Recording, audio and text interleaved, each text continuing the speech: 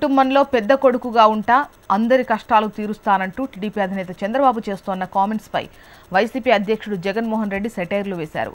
పిల్లనిచ్చిన మామకే వెన్నుపోటు పొడిచిన చంద్రబాబును ఎవరైనా దత్తత తీసుకుంటారా అంటూ వ్యంగ్యాస్త్రాలు సంధించారు. పెద్ద కొడుకుగా ఉంటా అండగా ఉంటా మిమ్మల్ని ఆదరిస్తా ఇబ్బంది లేనటువంటి జీవితాన్ని మీకు ఇస్తానని చెప్పి మాట నిలబెట్టుకున్న పార్టీ ఈ తెలుగుదేశం పార్టీ. మీరు కూడా అందరికీ చెప్పాలి, ఈ ఎన్నిక పెద్ద కొడుకు సంబంధించిన ఎన్నిక. ఈ 69 ఏళ్ల ఈ పెద్ద ఆయన చేయాల్సిన దుర్మార్గాలన్నీ 5 సంవత్సరాల్లో చేసేశాడు. చేసిన తర్వాత ఈ పెద్ద మనిషి ఏమంటాడో తెలుసా?